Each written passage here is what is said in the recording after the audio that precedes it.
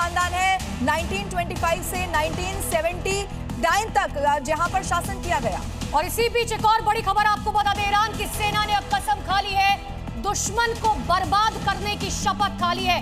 बहुत बड़ी खबर इस वक्त की आपको बता रहे हैं, अली खामेनेई की मौत के बाद अब ईरान की सेना ने दुश्मन को बर्बाद करने की, यानी कि इजराइल, अमेरिका और वो तमाम देश जिन्होंने इस युद्ध में अमेरिका की मदद की है, अब उनका उल्टा काउंटडाउन शुरू हो चुका है। और अब देखिए, चूंकि खोने को बहुत कुछ रहा भी नहीं है, 40 बड़े सेना से जुड़े हुए लोगों की मौत हो जाना, बड़े बड़े अधिकारी का मारा जाना, खामेनेई का पूरा खानदान खत्म हो जाना, इसका मतलब ये है कि अब ईरान और ज्यादा आक्रामक हो जाएगा और हो सकता है कि अब किसी की मौत का भी डर बचता नहीं हो ईरान में। इसीलिए और आक्रामक तरीके से लगातार जो अटैक है वो कर सकता है ईरान। इसी तरह की धमकी भी मिल रही है अनुपमा।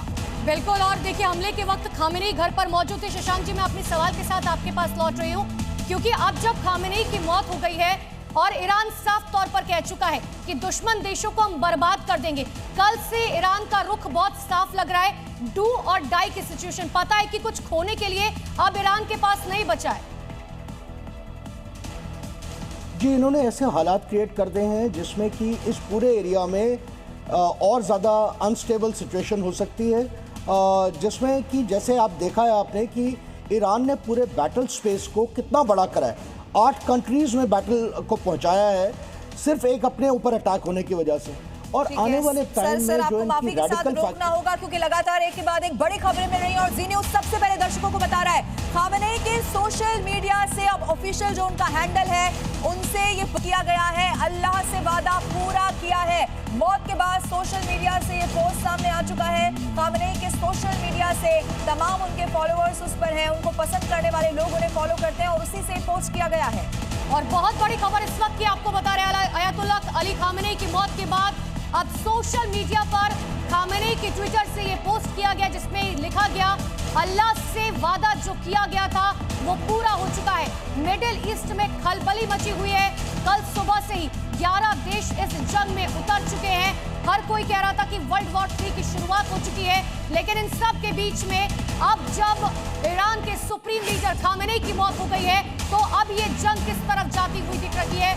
अगले 48 घंटे बहुत महत्वपूर्ण हो जाते हैं।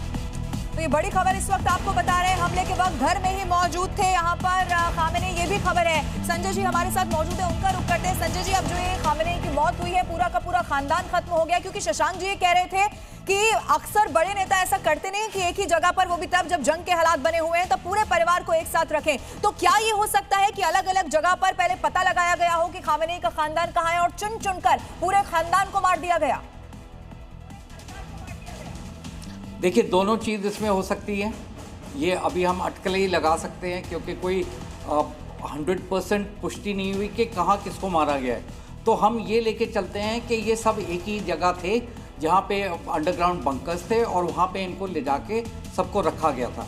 दूसरी सिचुएशन ये है कि अल खमेनी और उसके जो बिल्कुल इमीडिएट उनकी वाइफ हो गए या बच्चे हो गए, वो उनके साथ थे, और बाकी जो है उनका परिवार इधर उधर था। तो ये जो CIA है, मोसाद है, ये काफ़ी टाइम से टो लगा के बैठे हुए थे संजय जी, पता करें इस कि पर तो हम लगातार जिक्र कर रहे हैं कि खामेनेई की मौत के बाद किस तरीके से खलबली जो है अब मिडिल ईस्ट में मच चुकी है।